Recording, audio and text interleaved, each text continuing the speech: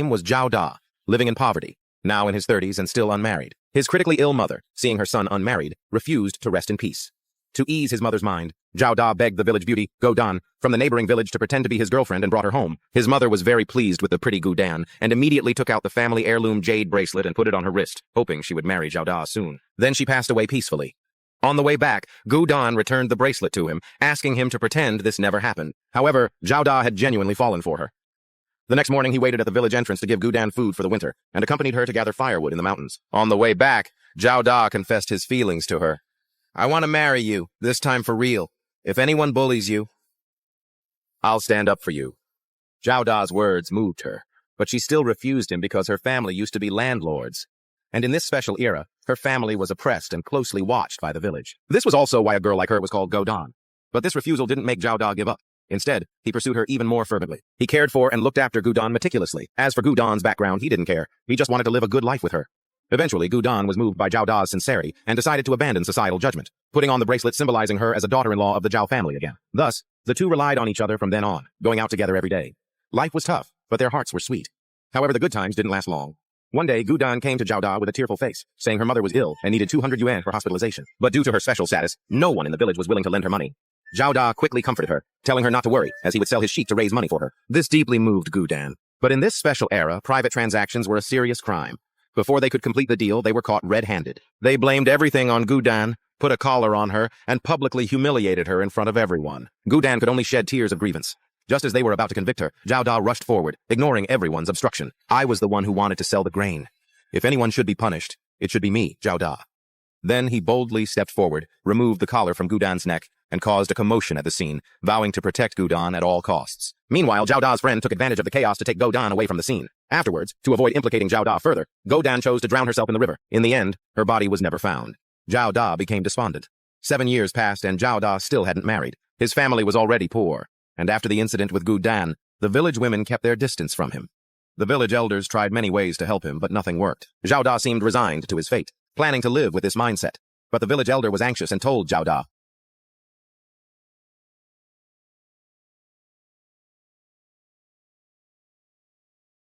These words gave Zhao Da a moment of clarity. Remembering his mother's wishes, he had no choice but to continue looking for a marriage partner. A family's daughter had died, but they delayed her burial because she was unmarried. In this place, there's a tradition that unmarried women cannot be buried in the family tomb. So, the family posted a notice for a ghost marriage, which Zhao Da happened to see while passing by. Without hesitation, he stepped forward and took the notice. Afraid the elders wouldn't agree, he secretly held the wedding. Now that the coffin had been delivered, he confessed to everyone. Upon learning this, no one blamed him. Instead, the elders felt guilty for their inability to prevent their descendants' suffering. Thus, everyone helped him complete the wedding, burying the girl he had never met in his family's grave. Afterwards, Zhao Da left this place of sorrow, traveling far and wide, pouring all his energy into labor. It seemed that only such an outcome could help him forget the pain in his heart. But whenever the topic of marriage came up, he couldn't help but feel a pang of sadness. 5 years later, after saving some money, he returned to his hometown. The first thing he did was visit the grave. With the savings he accumulated over the years, he raised a few cows at home. Life was getting better, but he was still single. His friends often introduced him to potential partners, but none caught his eye. Unexpectedly, one day he found a pair of shoes and a letter in his bag. The letter urged him to let go of the past and start anew. This puzzled Zhao Da, who was eager to know who sent them. Meanwhile, the woman next door, Qing, showed special concern for Zhao Da, often using the excuse of looking for her cat to help tidy up his house. Seeing Zhao Da's clothes, Qing couldn't help but feel a sense of longing. She then invited Zhao Da to her home for dinner, hinting that no one else was home. Unexpectedly, Zhao Da coldly refused. Qing didn't mind and instead teased, That's because you haven't tasted it yet. Once you do, you'll want more. That night, Qing stayed up late mending Zhao Da's clothes. Her husband watched from the side but didn't dare to speak because Qing had married him out of obligation, had no affection for him, and he was quite incompetent. After their daughter was born, they divorced. Qing couldn't bear to leave her child, so she continued living with him. When she finished mending the clothes and found Zhao Da, she saw him drowning his sorrows in alcohol. Qing quickly snatched the bottle away, telling him not to harm himself. Zhao Da bluntly said he felt his life was meaningless, and that no one cared for him. These words made Zhao Da mistakenly think the shoes were from Qing. So, feeling touched, he accepted her kindness. The next day, after sobering up, Zhao Da asked her about the shoes. To his surprise, Qing said she wasn't the one who sent them. If she wanted to give him something, she wouldn't do it secretly. Then she realized that another woman had given Zhao Da the shoes. After hearing Qing's words, Zhao Da was even more puzzled. He went to the street again, placed the bag at a distance, hoping to see if the person would come again. But he waited in vain. However, a friend found him and said he had found another woman with good prospects for him. The woman was not only good-looking, but also an elementary school teacher. Zhao Da wanted to refuse but couldn't resist his friend's persuasion, so he agreed to meet her. What he didn't know was that this woman's identity was somewhat special. His friend took him to the blind date, only to find out the woman was his mother-in-law. The woman's name was Yulin, and she was the mother of Zhao Da's deceased wife. She was also a woman of misfortune. Shortly after her husband's death, her daughter also passed away. But because her daughter was unmarried, she couldn't be buried, so they arranged a ghost marriage for her. At this point, Zhao Da was completely unaware. He sat there dumbfounded. Yulin, however, took a liking to Zhao Da, and even sat beside him during a smoke break, chatting with him. Soon, Zhao Da was captivated by her gentleness and thoughtfulness.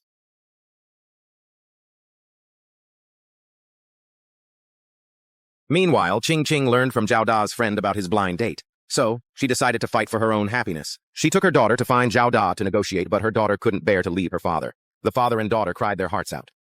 This scene made Qing waver. In the end, she felt sorry for her daughter and compromised.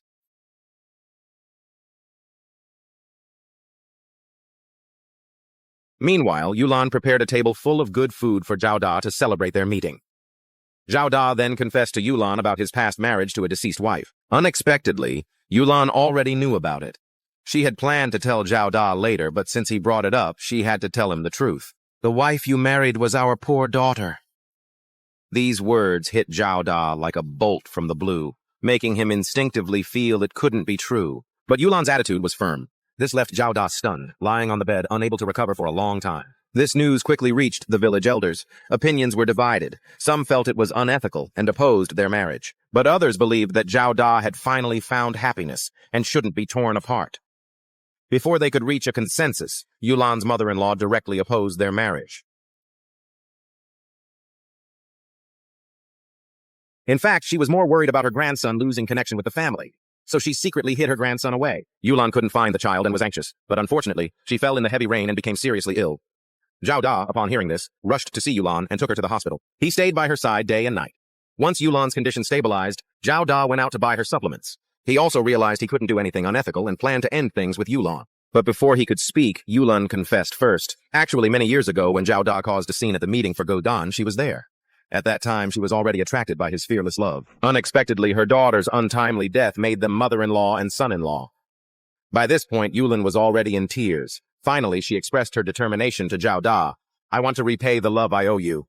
To live a few days of a normal life, even if the sky falls, I'll accept it." Hearing this, Zhao Da was overwhelmed with emotions, unsure how to face her.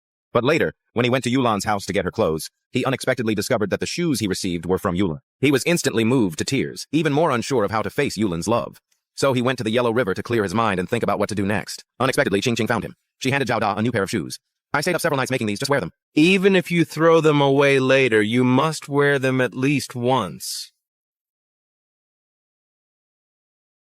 Then, Qing told him she no longer had the chance to pursue happiness, but he still did.